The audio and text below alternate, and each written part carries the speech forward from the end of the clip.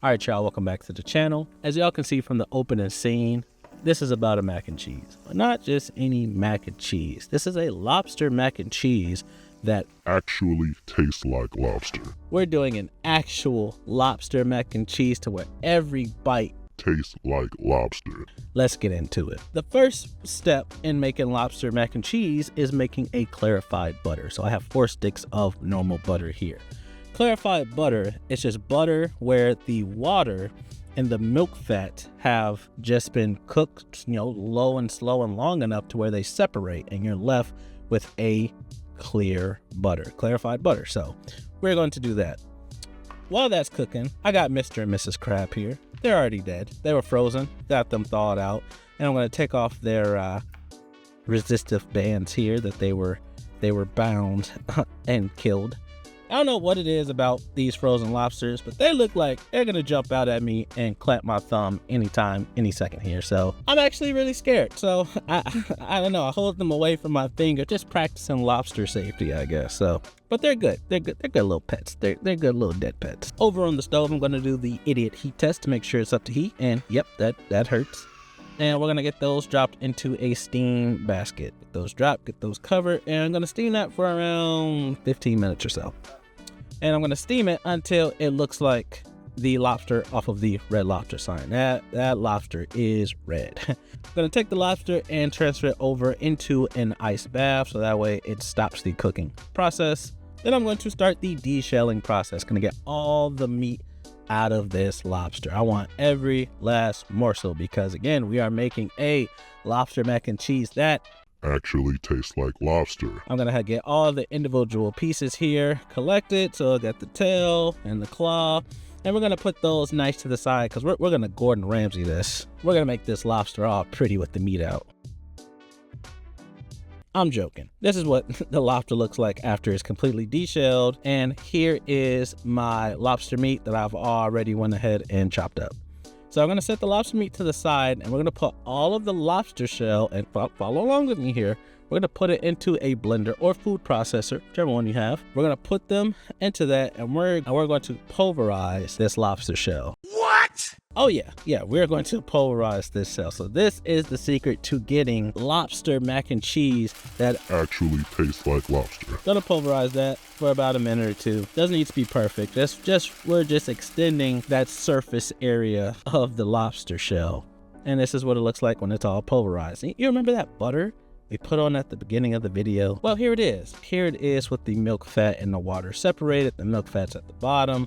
Got all that foam on top. I didn't scrape it or anything. I just left it and just let it cook. But this is how it looks in the jar after I use a cheesecloth, and it's just been turned into clarified butter. So it has a higher smoking point than normal butter, and it has a much better taste. All right, bad joke. Gonna take our clarified butter and I'm gonna put about half into a pan here. I'm gonna take that pulverized lobster shell and we're going to throw it into the clarified butter. And then we're gonna simmer this on low again for around 10 minutes or so. So basically now I'm allowing the butter and the lobster shell to infuse, and in the end you will see it's going to make a lobster flavored clarified butter. And I decided, hey, how often am I gonna do this? Add another about half of the jar. So we're at 3/4 of that clarified butter. Here it is just simmering.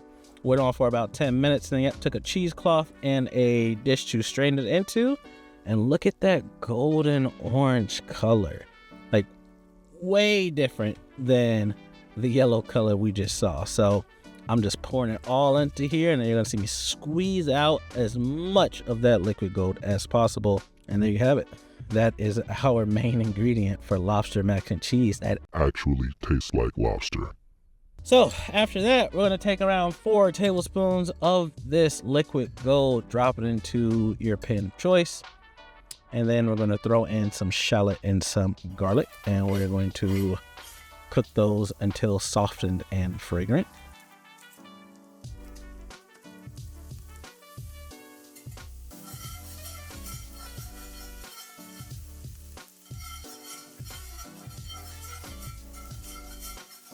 Next, we're gonna add around 2 tablespoons of flour.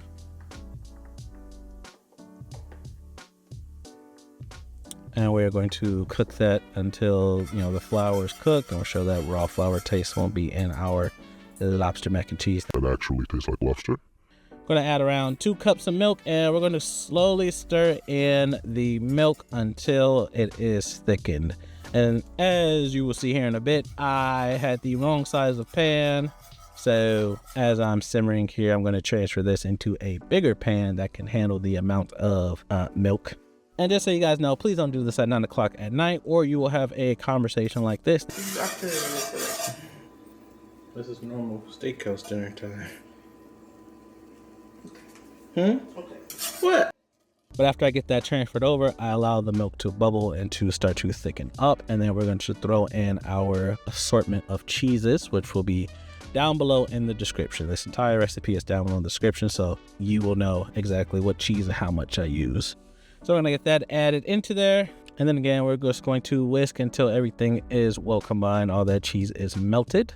And we are ready for our pasta noodles. I decided to use big elbow noodles for this. I just felt like normal macaroni noodles wasn't going to cut it. So going to go ahead and add all of our big elbow noodles into the cheese. Mix it, and if your mac and cheese don't sound like this, it ain't good. So to another skillet that I'm actually going to cook this mac and cheese in, we're going to add our clarified lobster butter, and we're going to fill up the bottom half of the pan with our elbow noodles. I don't know why I did it in this way, but I added the cheese first, and then I added the lobster on top. Should have did it the other way, so whichever way works for you, but I just wasn't paying attention.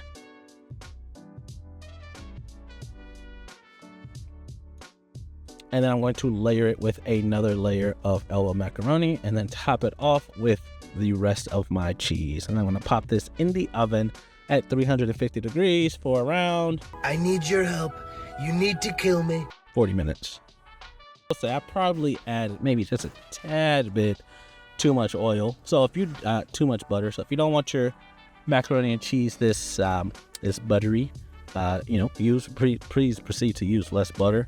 But this is how it came out for me, and this is a killer lobster mac and cheese.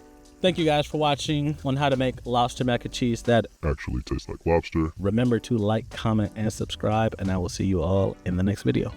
Thanks.